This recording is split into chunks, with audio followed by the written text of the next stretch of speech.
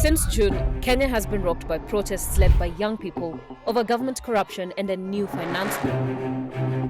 Tax policy measures proposed in the Finance Bill 2024. This bill, now abandoned, was going to raise taxes on Kenyan citizens to pay the country's debt. But protesters argued that the debt was the result of corruption and mismanagement, not low taxes. Public debt and corruption are deeply intertwined in Kenya. Maybe the biggest example is the Anglo Leasing scandal. The case is 20 years old, but is still a big deal in Kenya. After more than a decade of probe and court cases, suspects in the multi-billion Anglo Leasing scandal have been acquitted. The scandal was exposed by anti-corruption Sir John Githongo in 2005.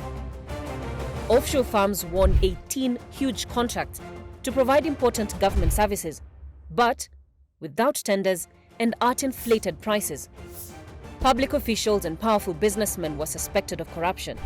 After years of court cases, some of the suspects were acquitted, but most were never even charged. Decades later, no one has been held fully accountable for the scandal.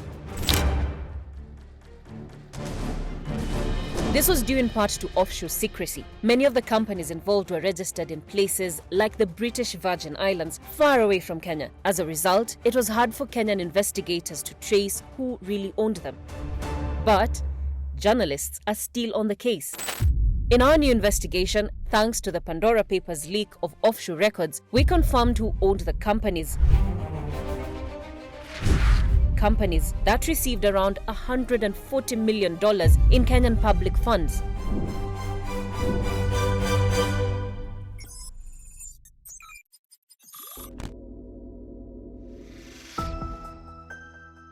Learn more about what we found and how this stayed hidden for so long.